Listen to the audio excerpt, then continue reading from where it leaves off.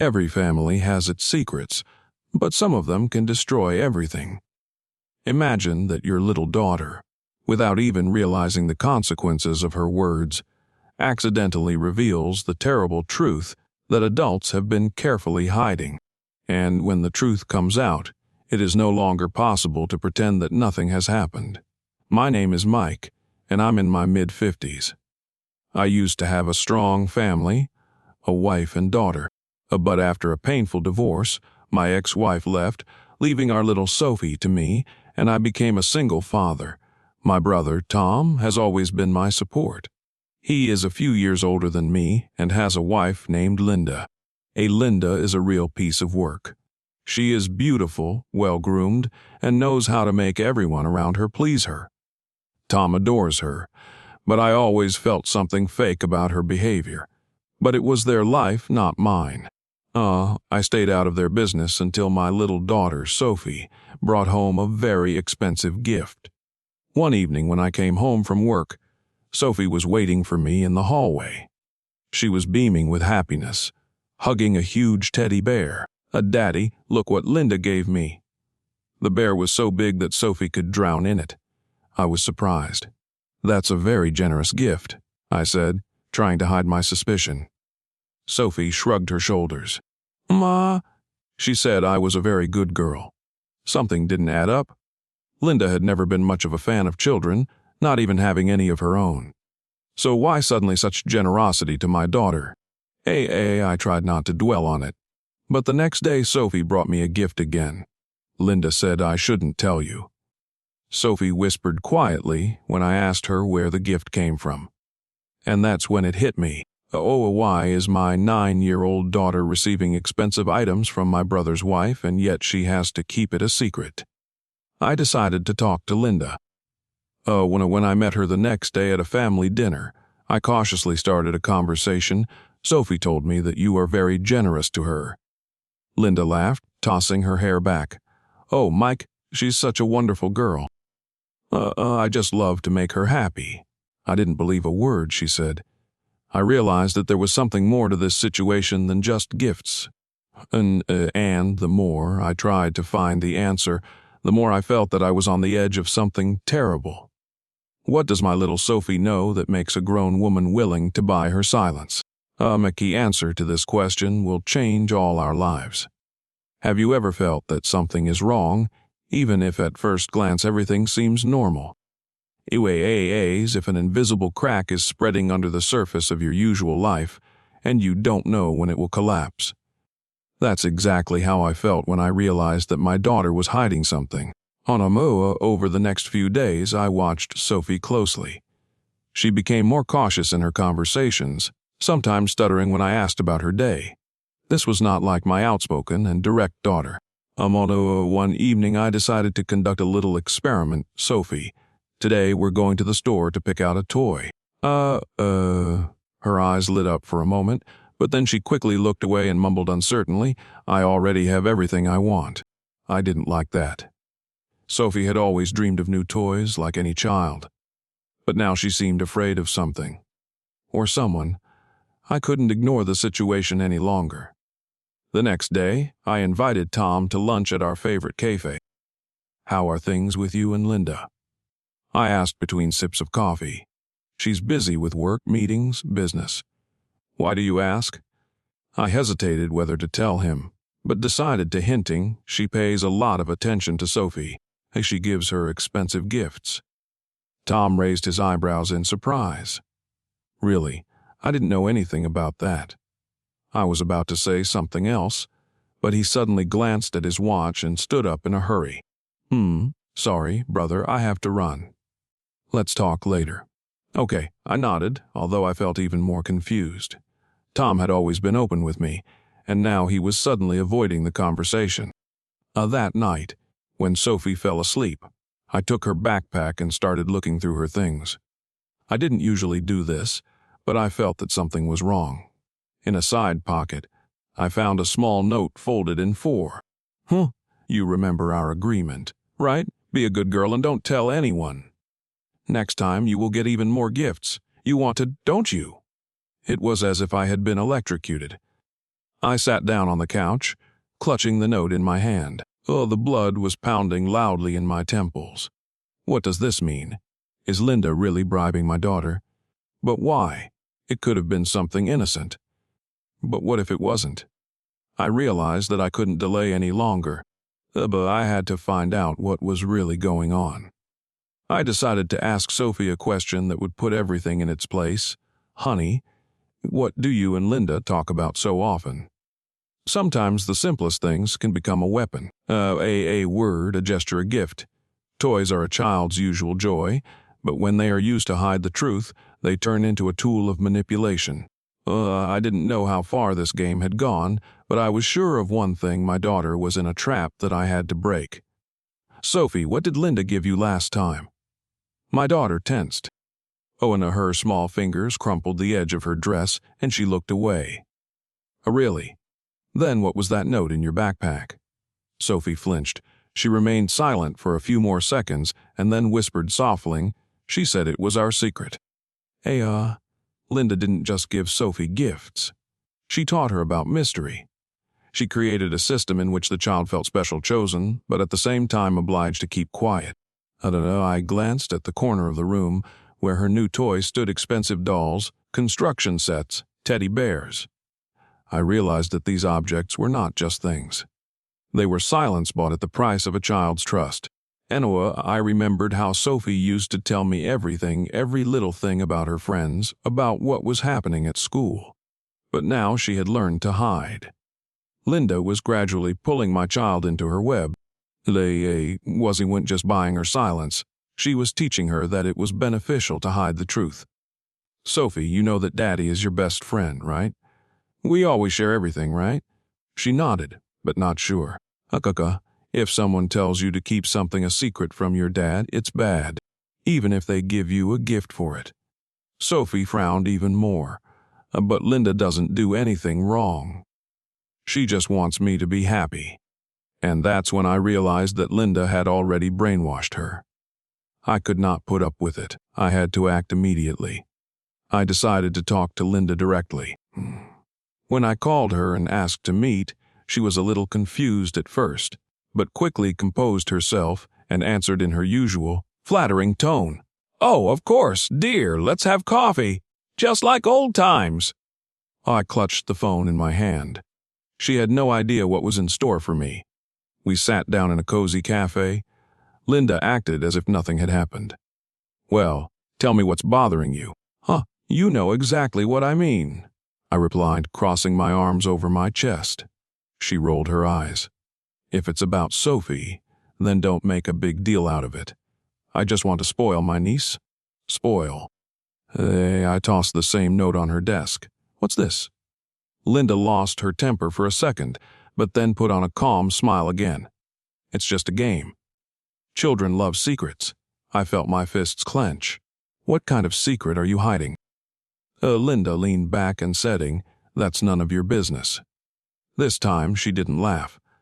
I realized that Linda had deliberately dragged my daughter into her lie, and she wasn't going to stop. But I wasn't going to back down either. Now the main thing was to find out what exactly she was hiding, and to destroy this game before it was too late. When a lie is woven into your life, you don't notice it at first. It's like a light haze, are almost invisible, but over time it gets thicker, pulling everything around you in. I knew that Linda was hiding something, and my daughter Sophie became part of this game. But guessing is one thing and evidence is quite another, so I decided to find it. After our conversation, Sophie became even more distant, until it was as if she was afraid to say anything. She kept her phone by her side all the time, and her reaction to any question about Linda was the same: an evasive look and a short, "It's okay, Dad." I couldn't put up with it. But I felt like I was being lied to right to my face. The last straw was the evening when Sophie left her phone on the kitchen table and went to take a shower. I was not eager to go through her personal belongings, but this case called for decisive action. I picked up the phone and quickly opened the message. The correspondence with Linda was full of emojis, cute words, and very strange things. One, disturbing messages. "Remember, Don't tell anyone about our agreement. Your dad might not understand. It's better to keep it between us. Just a little more patience, and I'll give you the best gift ever. I felt my insides go cold. It was even worse than I thought. When she came back, I was sitting in the living room, phone in hand. Sophie, come here. We need to talk. She looked at me, then at the phone in my hands, and turned pale. Anna, you read it. Yes, and now I want you to explain. She was silent. What kind of arrangement is this, Sophie? Why can't you tell me anything? Tears welled up in her eyes. She said if I told you, I'd ruin everything. A little ruin what? On the wedding, I froze. What do you mean, the wedding? Sophie looked at me, swallowing back tears. She said she was getting married soon, and if I said anything, it would all go wrong. I felt anger building inside me. Linda was preparing some insidious move again, and my daughter was her pawn. I could not wait. The very next day, I went to see Linda. She greeted me with a fake smile. Oh, what a surprise. Come in, I'll make some coffee. Ah, Linda. Stop this circus. I threw her my phone with open messages. She sighed, curled her lips, and said without changing her toning, It's just women's secrets. Don't worry about it. Women's secrets. You're manipulating my daughter, Linda laughed. Oh, come on, I don't mean her any harm. She's just my favorite. Stop lying. I lost my patience. I want to know the truth. Linda took a step back and suddenly said, All right. Since you're not going to leave me alone. I'm getting married. She smiled as if she knew something I couldn't even imagine. To a man who will change my life. And it has nothing to do with you, darling. I realized that her lie had much deeper roots than it seemed at first glance. And I had to get to the bottom of it. When a person lies, they are sure they are in control of the situation. But the truth will always find its way out. Sometimes in the most unexpected way. Linda played her games, but this time she lost before she even realized it. Sophie had always been a smart girl, but she was also a child. And, like all children, she was not good at keeping secrets for long. The day after my conversation with Linda, my daughter and I went to the mall. She was sad but seemed relieved, as if she had finally been able to share what was bothering her. And then, as we passed a coffee shop, Sophie suddenly stopped and whispered, Dad. Look. I looked in the direction her hand was pointing. Linda was sitting at a table, and she was not alone. A tall man in an expensive suit was sitting next to her. They were holding hands. He was saying something in her ear, and Linda was laughing, clinging to him. Who is that? Sophie asked me. I didn't know the answer. But one thing was clear, Linda was lying. And she wasn't even trying to hide it. I couldn't just walk by. I took a deep breath and confidently walked over to their table. Oh, hi, Linda, I said, gloating at her surprised expression. Oh, hello. I didn't expect to see you here. The man looked at me carefully. Is this your brother? He asked Linda. She laughed nervously. No, a family friend. A family friend? I asked again, not hiding my irony. Sophie and I were just talking about your wedding. The man frowned. Wedding. I didn't look away from Linda. Her face changed, her confident smile disappeared. Oh, darling, it's just a misunderstanding. Misunderstanding. Her husband interrupted. Linda, what does he mean? I crossed my arms over my chest. You told my daughter you were getting married soon. But here you are with this man. Can you explain that? Linda was confused. Her eyes darted around, looking for a way out. But there was no way out. Oh, I can explain everything. The man stood up. No, you don't have to. I have understood everything myself. He took his jacket, gave Linda a dismissive look, and left. You've ruined everything. She hissed, looking at me angrily. It was you who ruined everything. I just helped open your eyes. I took Sophie's hand and we left. Linda was left sitting alone. Every lie has a price. Linda was sure she would get away with it, but this time fate decided otherwise. She wanted to play by her own rules, but she didn't take into account one thing: her husband was no fool. Almost immediately after the exposure in the cafe, Linda started calling me. At first she left voicemails, then she wrote, "Can we talk?" It was a mistake. Why did you do this to me? I didn't answer, but it was clear that she was panicking. The next day I got a call from her husband, Brian. His voice was cold. Can we meet? You mean Linda? Yes. And about you. We met at a restaurant. Brian came early, sat looking at his phone, but didn't seem to see anything in front of him. I sat down across from him. I take it you know everything. He slowly raised his head. I want to hear it from you. All the details. I took a sip of water.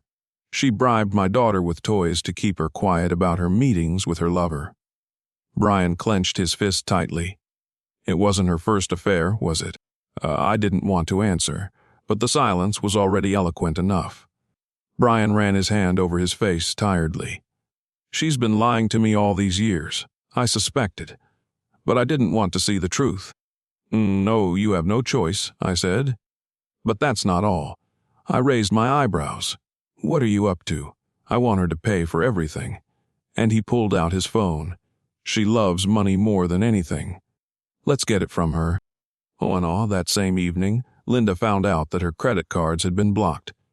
The car she was driving was registered to Brian, and he had taken it. The house. It was in his name. When she called him, Brian just said, "It was your choice, Linda. Now live with it." And then he blocked her number. Linda was left with nothing. She called me, begging me to talk to Brian, but I just ignored her. And then Sophie also realized what had happened, and one evening she said, "Dad, I'm sorry about Aunt Linda." I looked at her and said, "You feel sorry for the person who used you to lie to?" Sophie thought about it and then shook her head. I guess not. And I knew Linda got exactly what she deserved. Every lie, especially a family lie, has a long trail of consequences. Linda thought that her deception would remain within the confines of her secret meetings, but she forgot the main thing: children see and feel more than adults want to admit. Since Linda disappeared from our lives, Sophie has changed. She used to be a joyful, talkative girl, but now she was often silent and thinking about something. One evening I noticed her sitting on her bed, clutching a small plush toy, the one Linda had given her. I sat down next to her. Sophie, what's wrong?" She didn't say anything, but I could tell she was in pain. "Is Aunt Linda not coming anymore?" she finally asked. "No, honey. Is it because of me?" It hit me like a punch in the gut. Sophie began to avoid talking. She no longer asked about Linda, but her behavior spoke for itself. One day at school, her teacher called Meg. Sophie has become withdrawn. She doesn't talk to her friends like she used to. Did something happen at home? I understood everything perfectly. She felt guilty because Linda had manipulated her into silence. And when the truth came out, Sophie was left with the feeling that it was her fault. One evening I sat down with her and said, "Let's talk, Sophie," as she looked at me, clutching a toy in her hands. "It's my fault, isn't it? Is that why Aunt Linda doesn't come anymore?" I hugged her. No, it's not your fault, baby. Linda did the wrong things, and those were her decisions, not yours. Sophie closed her eyes. But I didn't say anything. You're a child, Sophie, and you've been taken advantage of. It's not your fault. I felt her shudder. Linda's family was split in two. Her sister, my wife Lauren, was desperate. "She's not my sister anymore," she said one night. Brian had filed for divorce, and the lawyers began dividing their property. But that wasn't the worst part for Linda. Not all the worst part was that all the relatives found out the truth. How could she do this? I don't know, I answered honestly. One day in the grocery store, Sophie happened to see Linda. She stopped and squeezed my hand tightly. Linda noticed us too. She walked over and tried to smile. "Hi, honey." Sophie didn't say anything. "I'm so sorry." She held out her hand, but Sophie took a step back. "I don't want to talk to you," she said quietly. Linda was petrified. I took my daughter's hand and led her away. Sophie looked at me. "I understand now." I nodded. Linda could no longer manipulate her. Family conflicts are like cracks in the foundation, but at first they are invisible. But over time they widen, and the house starts to crumble. After Linda's exposure, everyone was on the verge of a breakdown, but the worst was yet to come. One morning I was about to take Sophie to school when the doorbell rang. I opened the door and Linda was standing in front of me. She looked broken. Her eyes were puffy, her hair tousled, her face pale. We need to talk," she said quietly. I didn't want to. Not after everything. There's nothing more to talk about Linda. She tried to push her way into the house, but I blocked her path. "Please," she said pleadingly. Sophie was standing behind me, and I felt her squeeze my sleeve. I looked at Linda and realized that she was desperately trying to get something back. "I didn't mean it," she said. "It just happened. Betrayal is not an accident," Linda, I replied coldly. She looked down. "I'm hurt. I've lost everything." It was true. Brian not only filed for divorce, but also sought full custody of the children. Linda was left alone. "Akara, why did you come?" I asked her bluntly. She said, "I want to talk to Sophie." "No, but you've been manipulating her, you've been using her, and now you want to confuse her even more by talking to her." Linda didn't say anything. "Go away," I said harshly. She looked at me again and left. I closed the door. Sophie stood silently, her eyes glistening with tears. "She's not coming back?" "No," I said, and I really wanted to be true. After that meeting, Linda did not calm down. Actually called Lauren and made a scening. "How could you do this to me? I'm your sister." "I was," Lauren replied. Linda began to cry. "I made a mistake. You're not perfect either." But I don't ruin other people's marriages," Lauren said coldly. Linda wanted to manipulate the guilt. But it didn't work this time. Linda's mother tried to reconcile us.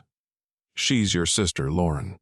She destroyed our family." Lauren shook her head. "Some things words can't fix." In the meantime, Brian acted. He hired expensive lawyers and started a custody battle. "He can't take the kids," she cried. "He can," her lawyer replied. He can prove in court that you're setting a bad example." Linda tried to fight, but every argument she made collapsed under the pressure of the facts. One evening I received a phone call. It was Linda. "Help me," she whispered. How? I've lost everything." Her voice was trembling. "I don't know what to do anymore." "Linda," I said, "these are the consequences of your actions." She was silent. "You have to accept it." "Goodbye, Linda." I hung up the phone. She never called again. But it wasn't over. It seemed that after that everything should have calmed down. But I was wrong. Linda did not disappear from our lives. She was preparing for another attack. They say that after a storm comes a calm. But sometimes the storm only gains strength, and then you realize that it is not over. I thought that after everything we had been through, we would finally be able to exhale. That Linda would disappear from our lives, and Sophie would no longer have to hide from her manipulations. But fate had other plans. It was an ordinary morning. I was preparing Sophie's breakfast when I heard the mailman drop something in our mailbox. I picked up the envelope and saw the sender's name, Linda. My heart sank. I tore the envelope open and started reading. I know you hate me, but that doesn't change the fact that we are family, and I need you to listen to me." I stopped. What was she up to this time? "I have nowhere to go. I lost everything, my husband, my children, my job. But worst of all, I lost you and Lauren. Yes, I've done some terrible things, but I'm not a monster. I'm just a woman who made mistakes, and I want to fix them. Fix them." I took a deep breath. "I know I don't deserve a second chance. But if you have any regret left in you, talk to me. Give me a chance to explain. I'm ready for anything." My hand clenched the sheet. "Forget everything. Forgive her." Part of me screamed, "No!" But another part of me, doubts and fears. That evening I told Lauren about the letter. She listened silently, then abruptly put her cup down on the table. She ruined so many people's lives, and now she's asking for forgiveness. People change, Lauren. No, she looked me straight in the eye. She hasn't changed. She's just looking for another opportunity to interfere in our lives. I didn't say anything. Lauren was right. But I had a bad feeling that Linda wasn't going to give up that easily. Warning signs. A few days later, Sophie came home from school looking worried. Dad, I think someone is following me. I sat down across from her. What's wrong? Yesterday I saw a woman in a hood near the school, as she was standing by the fence looking at me, and today, she was there again. I felt my insides clench. Or did you recognize her? Sophie shook her head. She was in the shadows, but... Dad, I'm scared. And I called the school and talked to the security guard. They promised to be more careful. But in my heart I knew it wasn't over. The next day I was driving home late at night. The streets were empty. The traffic light blinked red and I stopped. And then I saw her. Linda was standing on the opposite side of the road. Her thin face looked exhausted, her hair tousled. She did not take her eyes off me. On the light changed to green. I stepped on the gas and drove away. But the feeling of her gaze stayed with me. The next days passed in tension. I checked the locks before going to bed, accompanied Sophie to school, and looked everywhere. And then something happened that made me feel cold. A letter. Again. But this time without the sender's name. I opened the envelope and saw only one sentence. I will never give up. What would happen next? And I held the letter in my hands, and my head was pounding. Linda was not just broken. She was dangerous. But what was she up to? I didn't know yet. But I felt something was coming. And it wasn't over yet. I know people say that the past does not let go. But sometimes it's not the past that holds us, but those who don't want to disappear. What will happen next? Will we be able to escape from this trap? Time will tell. But what do you think will happen next? Write in the comments, and don't miss the continuation. Subscribe to the channel.